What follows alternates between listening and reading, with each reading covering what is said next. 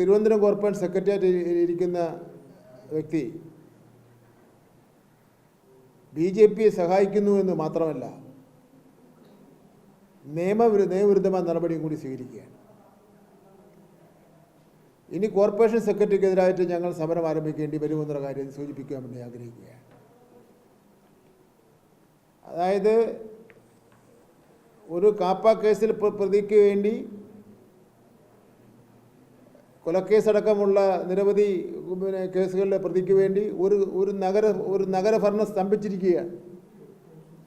നഗരത്തിൽ കുടിവെള്ളം കിട്ടുന്നില്ല, ചപ്പയോറുള്ള മാറ്റുന്നില്ല, ഈ ലൈറ്റ് കത്തുന്നില്ല, അങ്ങനെ ഒരു കാര്യങ്ങളും നടക്കുന്നില്ല. അല്ല, സ്തംഭനാവസ്ഥ ആണ്. മേയറാണെങ്കിൽ അമേരിക്കയിൽ പോയിരിക്കുന്നു. ഈ വി ഡി സതീശൻ വെള്ളപ്പൊക്കം നടന്ന ആൾക്കാർ അവിടെ പരിഭ്രാന്തരായി നടക്കുന്ന അവസരത്തിൽ ചിക്കനും മട്ടനും ബീഫും കാളയും പോത്തും എല്ലാം കൂടെ അടിച്ച് കയറ്റിക്കൊണ്ട് ഇരിക്കുന്ന രംഗമൊക്കെ നമ്മൾ പത്രത്തിൽ കണ്ടല്ലോ. അതേപോലെ അതൊരു ഒരു സംഭവമാണ്. അതേപോലെ ഒരു സംഭവമാണ് ഈ തിരുവനന്തപുരം കോർപ്പറേഷനിലെ മേയർ അമേരിക്കയിൽ പോയിരിക്കുന്നത്, ഇവിടെ നിന്ന് കാര്യങ്ങൾ ചെയ്യുന്നതിന് പകരം.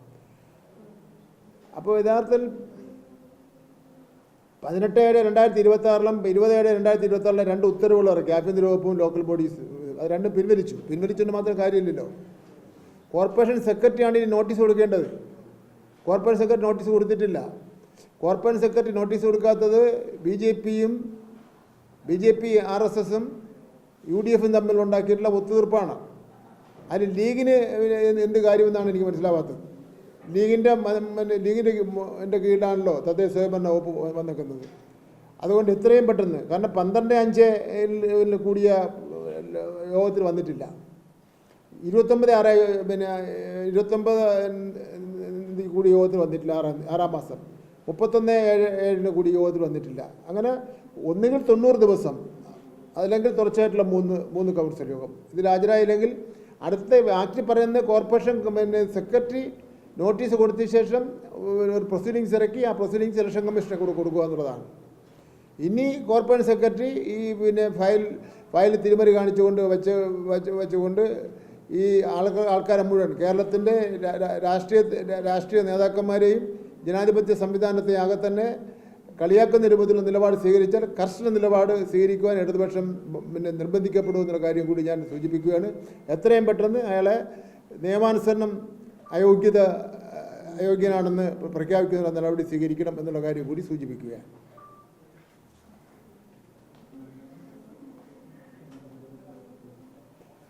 ഞാൻ പറയേണ്ടതില്ല കഴിഞ്ഞു.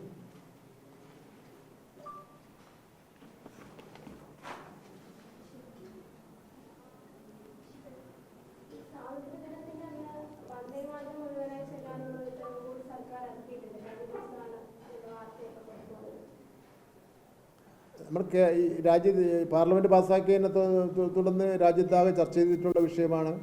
അതിന് വ്യത്യസ്ത അഭിപ്രായം പ്രതിപക്ഷ കക്ഷികൾക്കുണ്ട്, അതിൽ നിഷ്പക്ഷമതിയായിട്ടുള്ള ആൾക്കാർക്കും ഉണ്ട്. അതിലെ വന്ദേഭാരതം പാട്ട് മുഴുവൻ പാടില്ല, വേണ്ട ആവശ്യമില്ല എന്നുള്ള നിലയിലുള്ള ചർച്ച നടക്കുന്നുണ്ട്.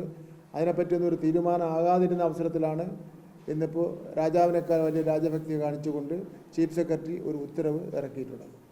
ചീഫ് സെക്രട്ടറി ചുമ്മാ ഇറക്കൂലല്ലോ, മുഖ്യമന്ത്രി പറഞ്ഞിരിക്കുകയാണ് ഇറക്കാൻ വേണ്ടി. മുഖ്യമന്ത്രിയായി ചുമതലയേറ്റ ശേഷം കോൺഗ്രസ്സുകാർക്ക് നൽകുന്ന സഹായത്തെക്കാൾ കൂടുതൽ സഹായങ്ങൾ ചെയ്തുകൊണ്ടിരിക്കുന്നത് RSSനും BJPക്കുമാണ്. അവർ പറയുന്ന എല്ലാ കാര്യങ്ങളും ചെയ്യുക എന്നുള്ളതാണ്. അദ്ദേഹം കൊടുത്തിട്ടുള്ള നിർദ്ദേശത്തിൻ്റെ അടിസ്ഥാനത്തിലാണ് ഈ ഉത്തരവും ചീഫ് സെക്രട്ടറി ഇറക്കുന്നതിന് വേണ്ടി തയ്യാറായിട്ടുള്ളത്. മാന്യമായി ചീഫ് സെക്രട്ടറി ഈ കേരളത്തിൻ്റെ ഒരു സംസ്കാരം അനുസരിച്ച് അതങ്ങ് പിൻവലിക്കുന്നതായിരിക്കും അദ്ദേഹത്തിന് നല്ലത്.